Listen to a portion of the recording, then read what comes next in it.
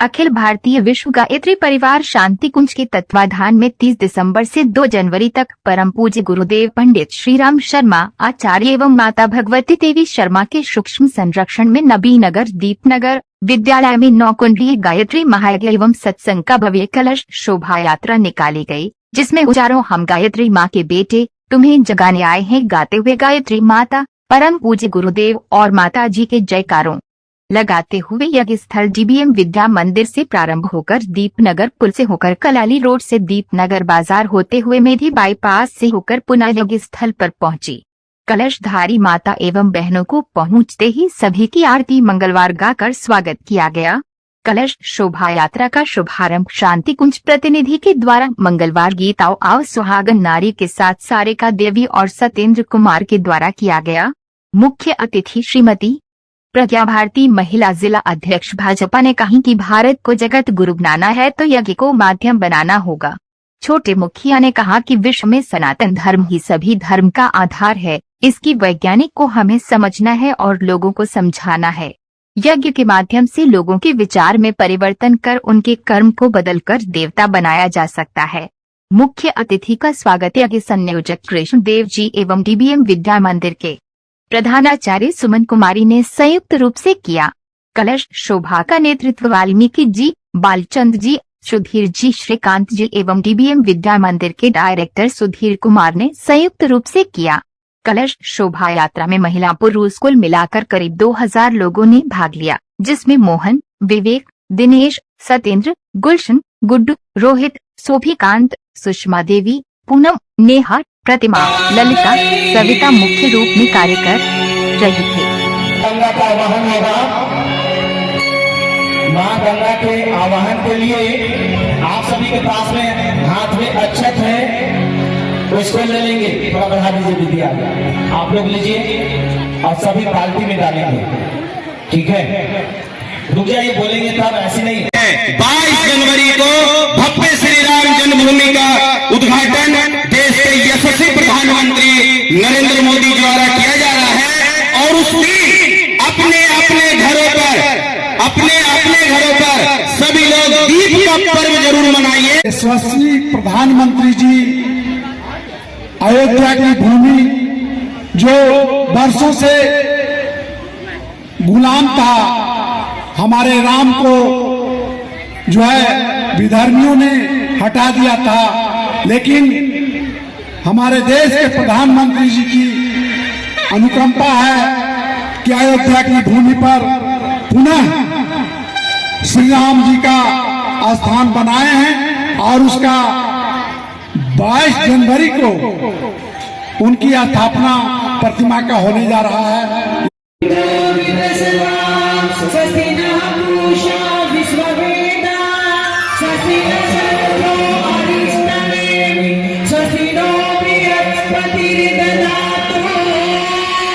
बोले गायत्री माता की। सभी लोग नहीं उठेंगे, जब बोलेंगे तभी उठेंगे। मेरी महला खाली दीजिएगा, बैंड बाजे वाले भैया अभी चले गए। मेरी चलेगा अभी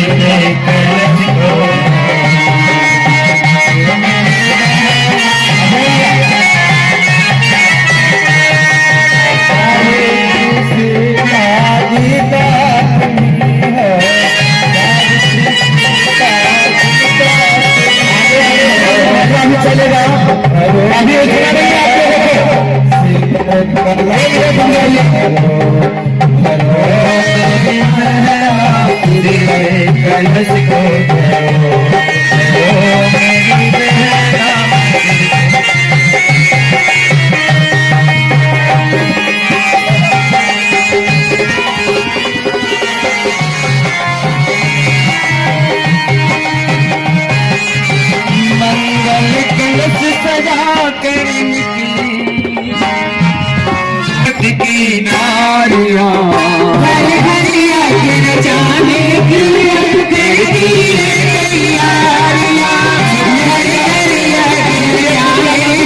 हमारे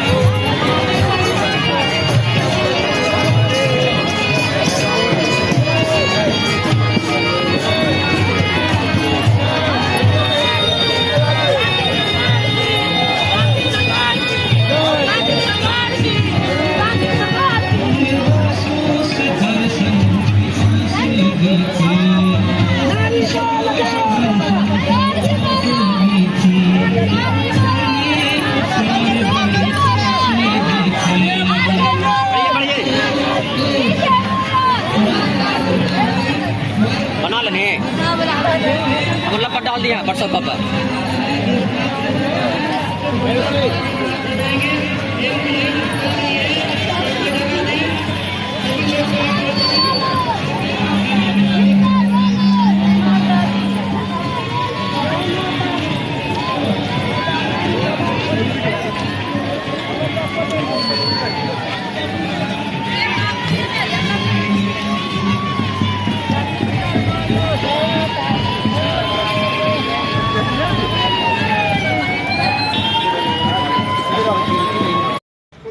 अखिल विश्व गायत्री परिवार शांति कुंज के तत्वाधान में यह घोषित है कि सत्ययुग आएगा, उसका माध्यम यज्ञ को बनाया गया है और पूरे हिंदुस्तान में इस बार लगभग 4 लाख यज्ञ होने हैं, छोटे बड़े मिलाकर के, जिसमें अश्वमेध यज्ञ भी समाहित है। तो उसी के क्रम में अपने नालंदा जिला में भी जगह जगह पर 2026 तक 500 यज्ञ कराने का संकल्प था, जो 2021 से चल रहा है। उसके निमित्त यह मतलब कि यज्ञ आयोजित किया गया है। नारी सशक्ति वर्ष के अंतर्गत 24 नारी सशक्ति वर्ष के अंतर्गत में यह जो है नौकुंडीय गायत्री महायज्ञ पचौड़ी पंचायत के दीपनगर के नवीनगर ग्राम में आयोजित की गई। इसमें भव्य कलश शोभा यात्रा के साथ में सभी ग्राम पंचायत के ग्रामीणों को निमंत्रण दिया जा रहा है, आमंत्रण दिया जा रहा है। साथ साथ में सतयुग जब आएगा तो सारा दुनिया देखेगा, भारत जगत गुरु बनेगा। यह 50 वर्ष पहले से परम पूज्य गुरुदेव घोषणा कर रहे हैं और कहते हैं बेटा अपना इतिहास पुनः भारत को मिलेगा। इसी क्रम में 5 वीरभद्र को जागृत किया गया है। हमने नहीं किया है, पंडित श्री राम शर्मा आचार्य जी अपने तप के बल पर उन्होंने लगाया है। राजनीतिताओं को भी ठीक करने का जिम्मेवारी उनकी है, जिसमें एक नरेंद्र मोदी को भी मतलब उन्होंने लपेट लिया है और उनके मार्गदर्शन में लोग सोच रहा है कि नरेंद्र मोदी कर रहे हैं, पर ऐसा नहीं है। क्योंकि ये पंडित श्री राम शर्मा आचार्य जी का था कि हम राष्ट्र को सशक्त बनाएंगे और यहाँ के लोगों को देवता बनाएंगे, और देवता बनाएंगे तो इनके लिए माध्यम होगा कि हमारी बात को पूजा पाठ को धोती कुर्ता वाले के लोग सुनते नहीं हैं, पर राजनेताओं की बात को सुनेंगे। इसलिए उन्होंने नरेंद्र मोदी को यह बात दे दिया है कि आप देश के राष्ट्र के हित में ही काम करेंगे। उसके बाद में अभिनेताओं को भी ठीक कर दिया। अभिनेता जितने थे पहले ये धर्म के नाम पर बड़ा उचटते थे, पर अब वो धर्म के नाम पर अभिनेता भी आ गए।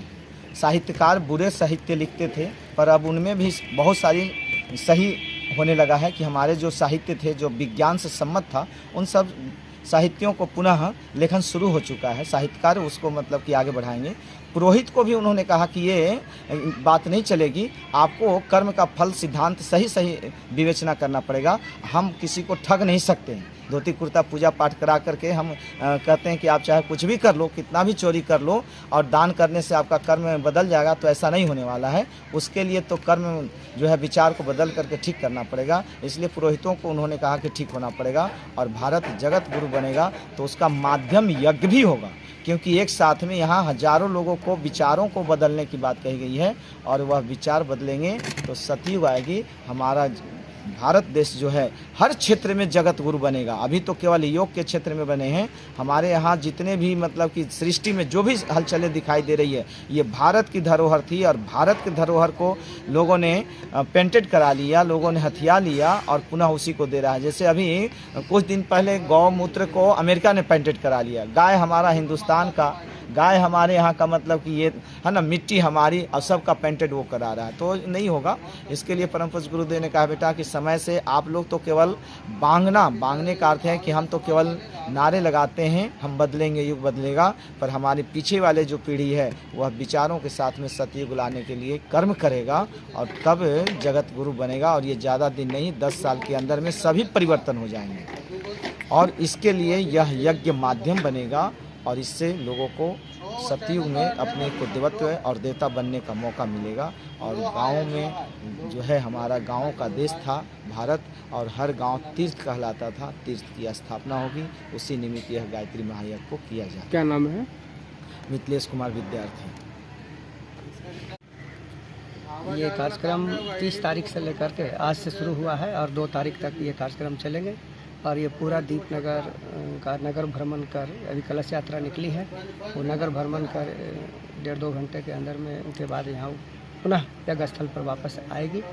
और ये जो कलश यात्रा आज निकाली गई, इसका उद्देश्य यही है कि लोगों में जो आज है सद्बुद्धि का अभाव हो रहा है, लोग सद्बुद्धि के अभाव के कारण अपने जीवन को लोग क्या समझ रहे हैं, किस तरह से जी रहे हैं, कुछ पता ही नहीं चल रहा। जीवन को एकदम मतलब कि दूसरी तरफ मोड़ लिए हैं।